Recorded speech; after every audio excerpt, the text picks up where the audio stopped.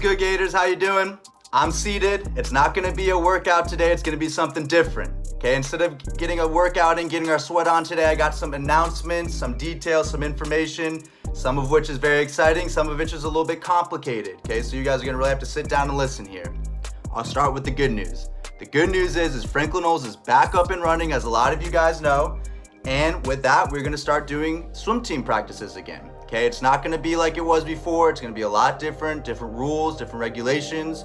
But the fact of the matter is, Gators will be back in the water, training, getting better, okay? Starting on Monday, we're gonna begin with our practices. That's gonna run all the way until the last day of July, okay?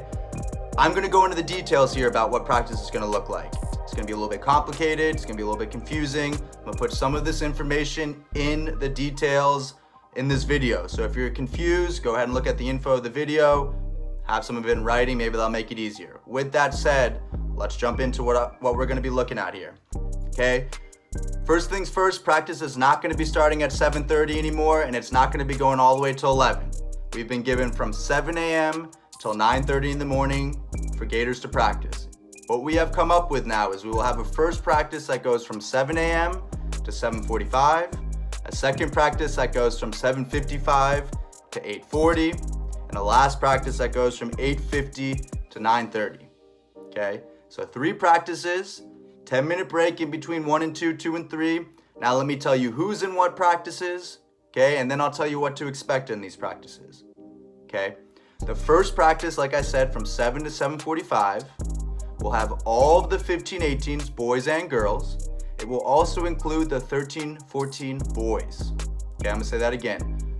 15-18s, boys and girls, 13-14 boys, all practice in the first window from 7 to 7:45. We get a 10-minute break. We go into the second practice.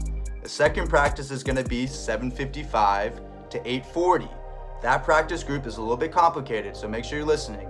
That second practice group is going to be the 13-14 girls, the 11-12 boys and girls, and the 9-10 girls. I'm gonna say that again. 13-14 girls, 11-12 boys and girls, 9-10 girls. Okay, that's another 45-minute practice. We'll take another 10-minute break. That will lead us to our last practice. The last practice will be from 8:50 to 9:30. It's gonna be the 9-10 boys and all the 8 and unders, boys and girls. So the last practice is the 9-10 boys, then the 8 and under boys, 8 and under girls. So we've split these up, right? Trying to keep age groups together, trying to figure out the best way to keep the numbers within a range that we can keep people safe, that we can get the most, benefit out of our time, all of that included.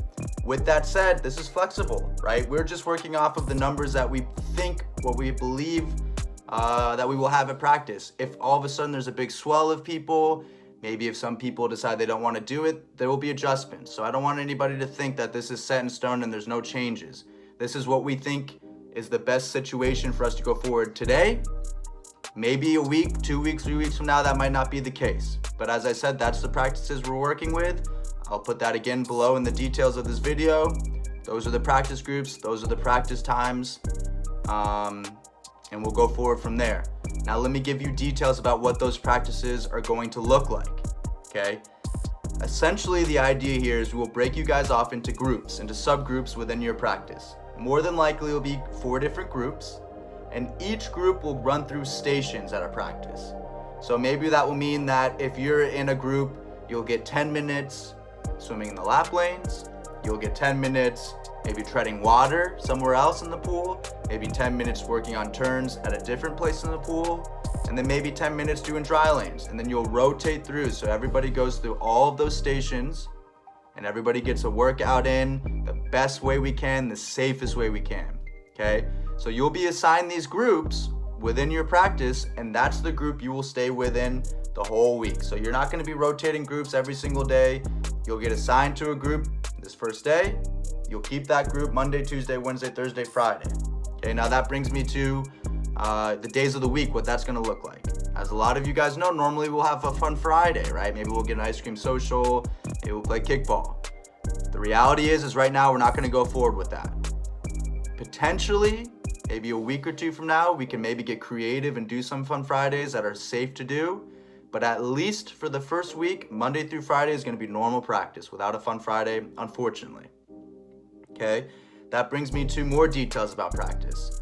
And I need to emphasize here with absolute clarity, it is essential that you listen not only to the coaches, right, but your parents, the reps, everybody in charge. It's going to be one big ecosystem working together, keeping the same rules for everybody, the same regulations for everybody, and that's the only way it'll work, okay?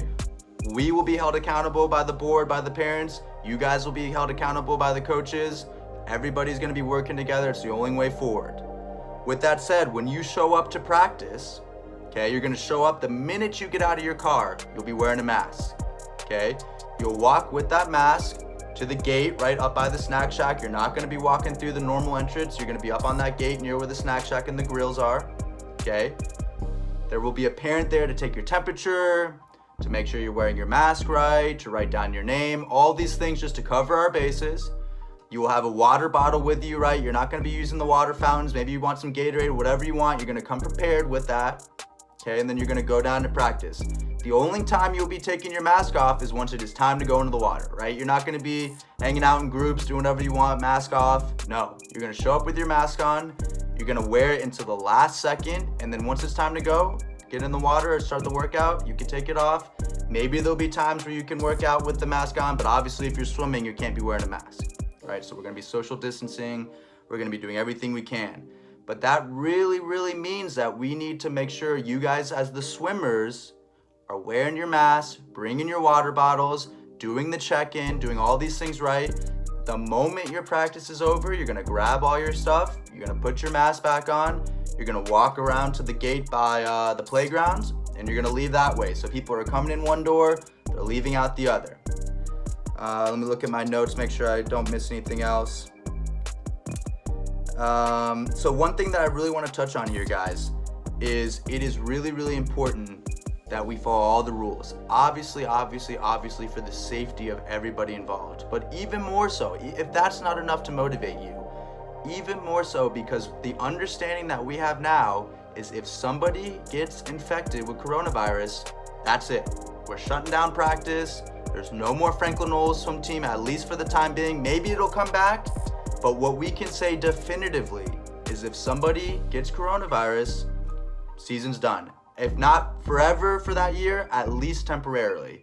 So please, when you think about maybe I don't want to wear my mask today, or maybe I don't want to follow the rules, just understand that the only way we can have Franklin Knolls this summer is if everybody pulls their weight.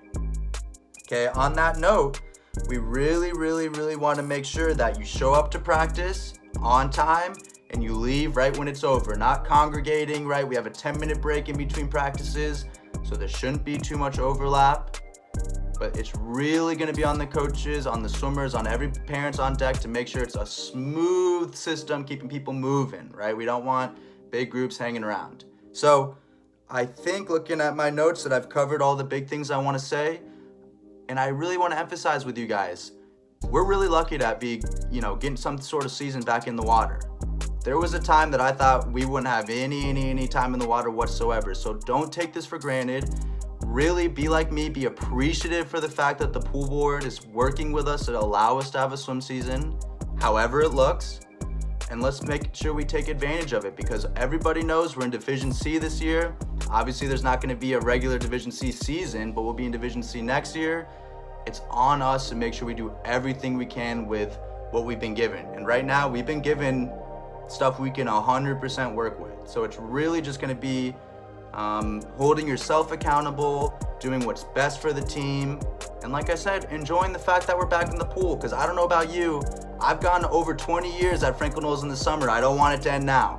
I got a 20+ year streak going. It ain't ending if it's up to me. So we got to do everything we can to make sure we do our best to keep people safe. We do our best to take advantage of what we've got in the water.